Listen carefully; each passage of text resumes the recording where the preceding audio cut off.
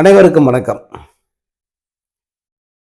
சீமான் எனும் நபர் எந்த அளவுக்கு மோசமானவர், எந்த அளவுக்கு ஃப்ராடு, ஒரே ஒரு வார்த்தை ஃப்ராடு அப்படிங்கிறத நாம சொல்லல. விடுதலை புலிகளின் தலைவர், எல்லோரும் மரியாதையாக பார்க்கிற, எதிரிகளும் கூட மரியாதையாக உச்சரிக்கிற ஒரு பெயர் இது பிரபாகரன் அவர்கள். அவருடைய அண்ணன் மகன் அவர் இன்னைக்கு தானே முன்தோன்றி ஒரு தெளிவான விளக்கத்தை கொடுத்துருக்காரு. அதில் இந்த சீமான் உளறுகிற உளறல்களுக்கும் அவர் விடுகிற புருடாக்களுக்கும் அவரது கட்டுக்கதைகளுக்கும் விடுதலை புலிகளுக்கும் அல்லது பிரபாகரனுக்கும் எந்த தொடர்பும் இல்லை அப்படிங்கிறத ரொம்ப தெளிவாக சொல்லியிருக்கார். இந்த சீமான் விடுதலை புலிகள் தலைவர் பிரபாகரனை சந்திச்சாரு. அப்போ ஃபோட்டோ எடுத்தாங்க. ஆனால் அந்த புகைப்படத்தை அவருக்கு தரவே இல்லை. இதுக்கு பின்னாடி ஒரு விஷயம் என்னன்னா, இந்த புகைப்படத்தை எடுப்பது எதுன்னா விடுதலை புலியினுடைய நிதர்சனம் அப்படிங்கிற ஒரு பிரிவு. அது ஒளிப்பட பிரிவு. அவங்க தான் அந்த ஃபோட்டோ யாரும் கண்டவெல்லாம் போய் எடுக்க முடியாது. செல்போன் வச்சுருந்தா அதை கிளிக் பண்ண முடியாது. அவர்கள் தான் புகைப்படம் எடுப்பார்கள். எடுத்த படத்தை தலைவர் பிரபாகரன் அவர்களுடைய ஒப்புதலுடன் அதை வெளியிடுவாங்க அல்லது சம்மந்தப்பட்ட நபருக்கு அனுப்பி வைப்பாங்க. இதுதான் நடைமுறை. அங்கே இந்த நடைமுறைப்படி சீமான் பிரபாகரனை சந்திச்சார் அப்படிங்கிறத அவர் சொல்றார். பிரபாகரன் அண்ணன் மகன் சந்திச்சதோட முடிஞ்சு போச்சு. ஒரு சில நிமிடம் தான், அது போட்டோ எடுக்கிற டைம் மட்டும்தான். சந்திச்சாங்க, வெளியே வந்துட்டாங்க. ஆனால் எடுத்த புகைப்படத்தை அவருக்கு அனுப்புவதற்கான அனுமதியை பிரபாகரன் தரல அப்படிங்கிறார். இவன் எவ்வளோ பெரிய ஃப்ராடுன்னு அவருக்கு அப்பயே அதுக்குள்ளே தெரிஞ்சுட்டு இருக்கு. காரணம், இலங்கைக்கு போனோமா பிரபாகரனை பார்த்தோமான்னு இல்லாமல் அங்கே சில வேலைகள்ல இருந்தாலும் ஈடுபட்டிருக்காரு. என்னன்னா விடிய விடிய குடிச்சிருக்காங்க. எவ்வளோ அங்கே அவங்க போர்க்களத்தில் உச்சகட்ட போர் நடந்துக்கிட்டு இருக்கிற டைம் அது 2007, 2008, 2009 காலகட்டம். அப்போ போயிட்டு அங்கே குடிச்சிட்டு கூத்தடிச்சிட்டு விடிய விடிய எவ்வளோ காம களியாட்டம் நடக்கணுமோ அந்த மாதிரி ஒரு மோசமான வேலையை பார்த்துருக்கான். இருந்தாலும் அவ்வளோத்தையும் பண்ணிட்டு அதுக்கப்புறமா போய் அவன் பிரபாகரனை சந்திச்சிருக்கான். இதெல்லாம் பிறகு பிரபாகரனுக்கு தெரிய இந்த ஆளுக்கு படமே அனுப்புவானப்பா அப்படின்னு சொன்னதா பிரபாகரனுடைய அண்ணன் மகன் சொல்றாருங்க, நம்ம சொல்லலை. ஸோ அங்கே ஒழுக்கத்துக்கு பெயர் பெற்ற அந்த விடுதலை புலிகளுடைய முகாமுக்கு போன ஒழுக்கங்கெட்ட ஒரு நபர் தான் இந்த சீமான் அப்படிங்கிறது இப்போ வெட்ட வெளிச்சமாயிருக்கு. இதற்கு முன் பலரும் சொன்னாங்க. இதற்கு முன் கஜன் அப்படிங்கிறவர் பல ரொம்ப கடுமையான விமர்சனங்களோட வீடியோ வெளியிட்டு சீமானுடைய அயோக்கியத்தனத்தை அவர் தோல் உரிச்சிருந்தாரு. இப்போ சீமான் அண்ணன் மகன் பேசின பிறகு பல விஷயங்கள், அதிர்ச்சிகரமான உண்மைகள் சீமானை பற்றி தெரியுது. அவர் எந்த அளவுக்கு இந்த ஈழத்தமிழர்கள் வாழ்க்கையில் அவர் விளையாடி இருக்காரு, எந்த அளவுக்கு அரசியல் பண்ணியிருக்காரு, அங்கே எப்படி வெறும் ஒரு சில நிமிட சந்திப்பு, அவ்வளோதான், ஒரு ஃபோர்ஜரியாக வெட்டி ஒட்டப்பட்ட ஒரு ஃபோட்டோ, இதை வச்சுக்கிட்டே ஒருத்தன் தன்னுடைய வாழ்நாளில் இத்தனை ஆண்டுகளை சொகுசாக கழிச்சிட முடியும் அப்படிங்கிறதுக்கு ஒரு மிகப்பெரிய எடுத்துக்காட்டு தான் இந்த சீமான் என்கிற நபர். உண்மையிலே அந்த ஆளை பற்றி பேசுறதே வெட்கமாக தான் இருக்கு.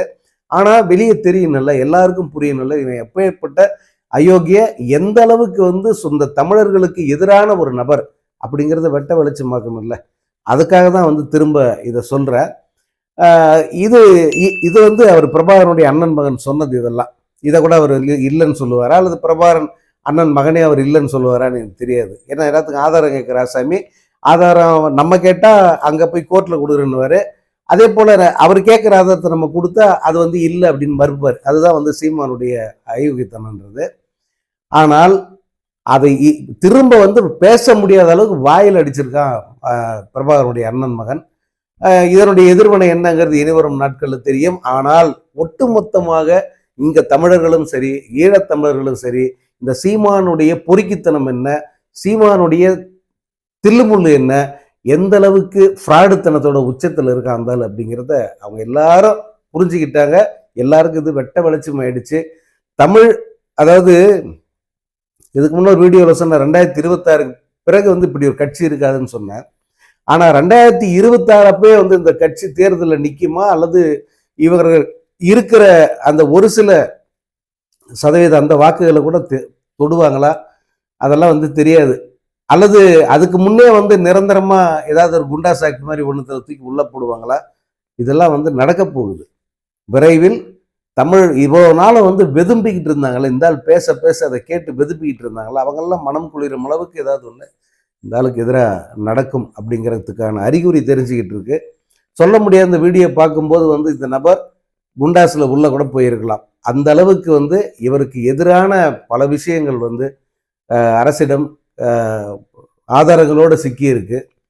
அதனால சீமான் தப்பிக்கிறதுக்கு வழியே கிடையாது. அதே போல திரள் நிதி கேட்டு அங்கங்க போய் நின்று கோடிக்கணக்கில் சம்பாதிக்கிறது இல்லை. கோடிக்கணக்கில் வந்து அதை பிச்சை எடுத்து அந்த ரூபாயில வந்து நல்ல வசதியாக வாழ்ற அந்த வாழ்க்கைங்கிறது இனிமேட்டு அமையுமா அப்படிங்கிறது தெரியாது. வெளியே வந்து போராடிக்கிட்டு இருக்காங்க. நீ உள்ள உட்காந்து பிரியாணி சாப்பிட்டுட்டு பாட்டு பாடிக்கிட்டு இருக்குன்னா நீ எவ்வளோ பெரிய அயோக்கியம், எவ்வளோ பெரிய ஈனத்தனம் இது. நீ அப்போ எந்த அளவுக்கு உன்னை மூளையை கழுவி உன்னை முழு மென்டலாக்கி உன்னை வந்து ஒரு தமிழர் சொந்த மக்களுக்கு எதிராகவே நிப்பாட்டி வச்சிருக்கான இந்த பாப்பார பசங்க, இந்த சங்கி பயிலுங்க, அவங்க கூட சேர்ந்து ஆட்டம் போட்டுக்கிட்டு சொந்த சகோதரர்களையே காட்டி கொடுக்குற அந்த கேவலமான வேலையை செஞ்சுக்கிட்டு இருக்கே. இதுக்கு பேர் வந்து அரசியலா? இதெல்லாம் ஒரு பொழப்பா? அதுவும் இல்லாமல் இந்த அவருடைய வீட்டை முற்றுகையிட்ட அந்த போராட்டம் இருக்கு. அந்த போராட்டத்துக்கு பிறகு சீமான் வந்து வெளியே வந்து பேசுகிறான். அந்த ஆளோட பாடி லாங்குவேஜ், அவன் பேசுகிற மொழி, இதெல்லாம் பார்க்கும்போது செருப்பை கட்டி பலார்னு கன்னத்தில் அரையணும் அப்படின்னு தான் ஒவ்வொரு தமிழருக்கும் தோணி இருக்கும். அந்த மாதிரி ஒரு மோசமான பாடி லாங்குவேஜ். அதே போல போற போக்கில் எவ்வளவு முடியுமோ அவ்வளோ சேர வாரி வீசிட்டு போயிட்டே இருக்கிறது. இதுதான் வந்து அதாவது ஒன்றும் தெரியாத ஒரு பைத்தியக்காரன் இருக்கானா, அவனால் எந்த பாதிப்பும் இல்லை. ஓரளவுக்கு அறகுறையா தெரிஞ்ச ஒரு மென்டல் இருக்கான் பாருங்க, அவனால தான் பெரும் பாதிப்பு. அந்த ஒரு அறகுறை மென்டலுடைய அந்த உடல் மொழியையும் அந்த லாங்குவேஜையும் வந்து நான் இந்த திருமுருகன் காந்தியோட அந்த போராட்டத்துக்கு பிறகு நடந்த பத்திரிகையாளர் சந்திப்பில் சீமான் பேசிய போது அந்த ஆள்கிட்ட அதை நான் பார்த்தேன். உண்மையாவே எவ்வளவு கேவலமான வார்த்தைகளை ஊத்துட்டு போறான். அதெல்லாம் திரும்ப சொல்லி அதுக்கெல்லாம் விளக்கம் சொல்ல வேண்டிய ஒரு அவசியம் இல்லை. ஏன்னா அந்த ஆள் சொன்னது எல்லாமே அவதூறு, அதெல்லாம் சேருன்னு எல்லாருக்கும் தெரியும். அதை எல்லாரும் வந்து தூக்கி போட்டு போயிட்டாங்க. இன்னொன்று, பெரியாரிஸ்டுகள் அல்லது உண்மையான திராவிட இயக்க சிந்தனையாளர்கள், ஈவன் உண்மையான தமிழ் தேசியவாதிகள், இவங்க எல்லாருமே கூட பெரியார் சொன்ன ஒவ்வொரு விஷயத்துக்கும் பின்னாடி எத்தனை பெரிய சமூக பின்னணி இருந்தது, அதை அவர் பேச வேண்டிய கட்டாயம் என்ன அப்படிங்கிறது எல்லாருமே வந்து விளக்கம் பல முறை சொல்லிட்டாங்க. சொல்லப்போனா இந்த இடையில் சில ஆண்டுகளில் பெரியாரை பற்றிய அல்லது பெரியாரிய கருத்துக்களை பற்றிய ஒரு பார்வை வந்து கொஞ்சம் மங்கி இருந்த மாதிரி இருந்தது. இப்போ ரொம்ப தெளிவாக பிரைட் ஆயிடுச்சு. அத்தனை பேரும் ஏன் தாலியை அவர் கழட்டி போட சொன்னார், ஏன் கர்ப்பப்பையை அறுத்தறி சொன்னார், ஏன் வந்து பெண்ணுக்கு தாலி தேவையில்லைன்னு சொன்னார், எல்லாத்துக்கும் வந்து இன்னைக்கு வண்டியா விளக்கம் கிடைக்குது. அவ்வளவு பேரை படிச்சு நம்ம நியாயமா தானே சொல்லியிருக்காரு. இன்னைக்கு செய்யற பல விஷயத்த தாத்தா வந்து அன்னைக்கே சொல்லிட்டாரா. அவர் தந்தை பெரியார் தானே, உண்மையாவே தமிழர்களின் தந்தை பெரியார் தானே, அதனால அவனுக்கு பிரச்சனை அப்படின்னு சொல்லிட்டு சீமான காரி துப்புற அந்த விஷயங்களை வந்து பார்க்க முடியுது. அப்புறம் ஒரு மிகப்பெரிய ஒரு ஆபத்து பாருங்க, அவன் கடைசியில் எங்க கொண்டாந்து நிப்பாட்டுறான், பெரியாரா பிரபாகரனா அப்படின்னு கொண்டாந்து நிப்பாட்டுறான். அதாவது பெரியாரையும் டேமேஜ் பண்ணான், பிரபாகரனையும் டேமேஜ் பண்ணான். இவன் பிரபாகரனுடைய பிள்ளைகள் சொல்லிக்கிட்டே அந்த பிரபாகரன் நெஞ்சில உதச்சிக்கிட்டே இருக்கான். இது எவ்வளோ பெரிய கேவலம் பார்த்தீங்களா?